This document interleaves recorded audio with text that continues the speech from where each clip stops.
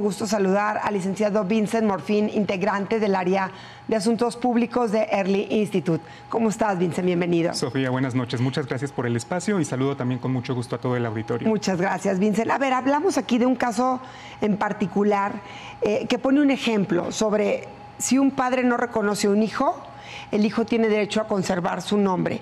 Pero este tema del derecho a la identidad, en lo general, ¿a qué se refiere, Vincent? Bueno, en lo general es un tema de bastante relevancia para todos los mexicanos y en particular para niñas, niños y adolescentes, porque realmente se refiere a esta facultad que tenemos de ser reconocidos por el Estado mexicano. Es decir, el derecho a la identidad significa que nosotros estamos siendo visibilizados y que se van a garantizar nuestros derechos humanos y fundamentales.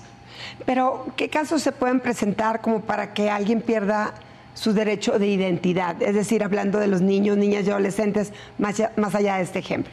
En este caso, bueno, el comunicado reciente del Poder Judicial de la Ciudad de México nos da un ejemplo bastante claro, que es, por ejemplo, cuando existe un juicio de desconocimiento de paternidad. En este caso, en la mayoría de situaciones, realmente lo que pasaría sería que se retiraría el apellido paterno y se sustituiría por el apellido de la madre y por el apellido de los abuelos, lo cual dejaría a niñas, niños y adolescentes en un estado, pues, de vulneración de sus derechos humanos, en particular este derecho que tienen ellos a la identidad, a ser reconocidos tanto por el Estado como, pues, por todas las personas que interactúan con ellos. Es decir, si un padre decide, este no es mi hijo y no quiero que tenga mi apellido, el niño tiene derecho a conservar ese apellido porque así ha venido siendo, digamos, su identidad los años que sean. Hablemos de un niño, una niña o un adolescente. Es correcto, así es. De hecho, esta es una determinación bastante importante y me da mucho gusto darme cuenta de que todos los juzgadores de la Ciudad de México están resolviendo con este criterio.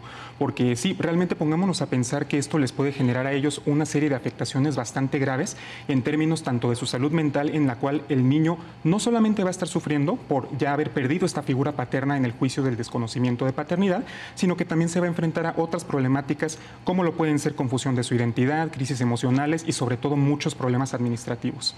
En este caso que dices, o sea, que estamos mencionando, el niño puede conservar el apellido, más no tiene el padre obligaciones con él. Es correcto. En este caso, muchas veces, de hecho, lo que se enfocan estos tipos de litigios es realmente a quitar las obligaciones que tiene el padre hacia con el hijo. Y entonces, pues esto muchas veces lo centramos hacia esta sección únicamente y nos perdemos de que realmente quien es el más afectado es la niña, niño o adolescente. Entonces, es correcto. De hecho, el objeto generalmente es dejar de pagar generalmente una pensión alimenticia.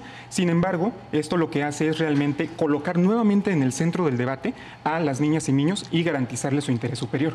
O sea, hay personas capaces de, aún siendo sus padres biológicos, tratar de evitar o reconocer a los niños con tal de no pagar una pensión alimenticia. ¿Es común?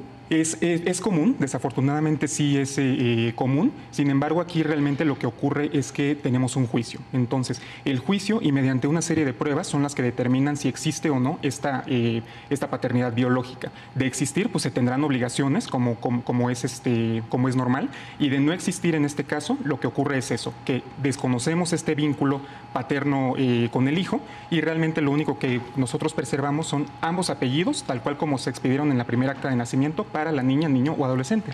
Nos cuentas que en la Ciudad de México está siendo, digamos, tratado de buena manera el tema, los jueces están dándole la importancia que la tiene, porque a veces también pareciera que lo que tiene que ver con los niños y las niñas, no siempre, no quiero generalizar, pero es un poco minimizado en algunos temas, ¿no? Excepto casos quizá de violencia familiar o abusos. ¿Qué pasa en los estados? O sea, ¿cómo llegar a que esto se generalice en el cuidado de la identidad de los niños, niñas y adolescentes en todo el país? Esto es una gran pregunta porque, de hecho, lo que tenemos que hacer es justo tomar como ejemplos políticas públicas como esta, que en este caso es una de índole judicial, para poder replicarlo en el resto de entidades federativas, para que todas puedan realmente convertir una política pública que a primera instancia podría no tener nada que ver con la niñez, sino que se enfocaría más en esta parte del juicio de desconocimiento de patria potestad, y convertirlo en un asunto que le concierna y que tenga un beneficio para las niñas, niños y y adolescentes. Entonces, esto es muy importante que nosotros promovamos que exista una replicabilidad de políticas públicas de esta naturaleza para que de esta manera podamos proteger a más niñas y niños. Instituciones como ustedes, y lo digo porque conozco Early Institute y pues este espacio se ha abierto justo para hablar de las infancias, desde la primera hasta los adolescentes. ¿Qué pueden hacer para incidir en que estas políticas públicas mejoren o crezcan?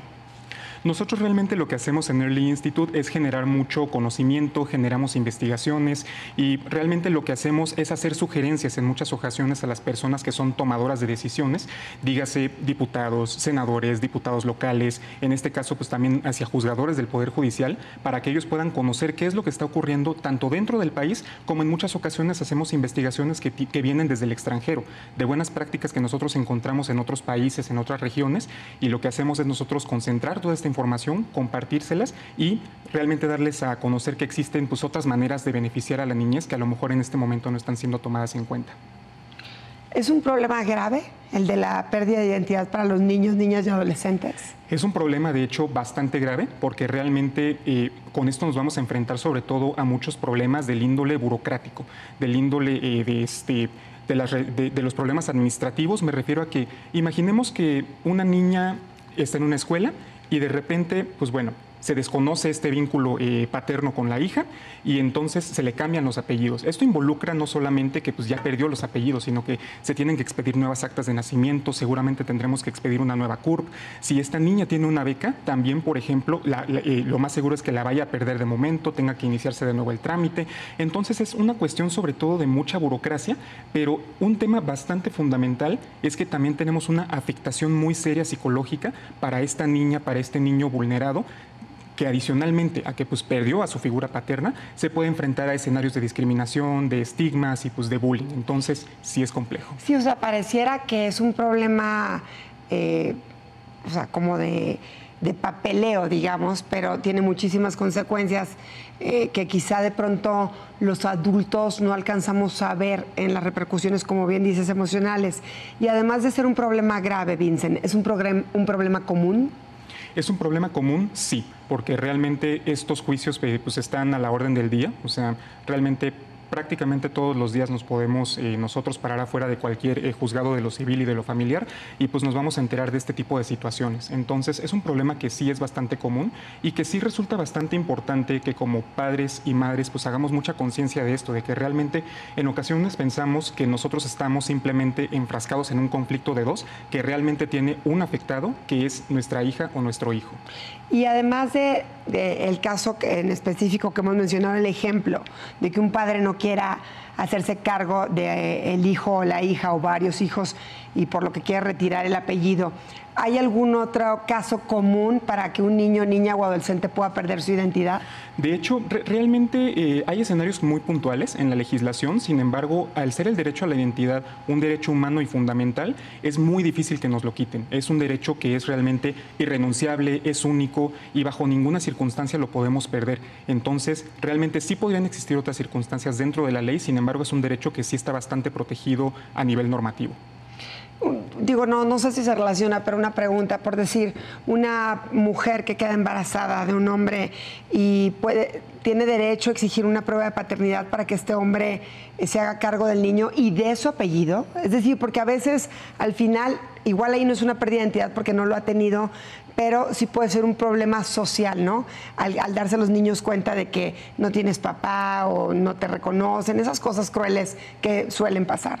Es correcto. De hecho, hay un principio que a nosotros nos gusta mucho manejar, que es la paternidad responsable, que significa justamente eso, o sea, que el padre sea responsable con sus obligaciones respecto de su hija o de su hijo. Entonces, es correcto. Realmente nosotros lo que podemos hacer es pues, iniciar justamente un juicio para la pensión alimenticia y en este caso pues sí tiene que existir una responsabilidad por parte del padre para otorgar sus apellidos a esta niña o niño por nacer.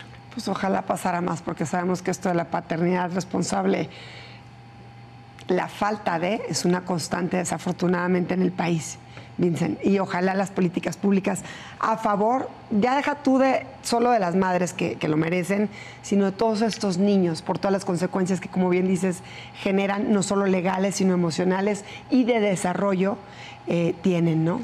Es correcto, realmente desde Early Institute nosotros siempre nos enfocamos a colocar en un primer plano a la infancia. Realmente nosotros consideramos que todas las políticas públicas siempre deberían de contar con una perspectiva de niñez para poder garantizarles sus derechos,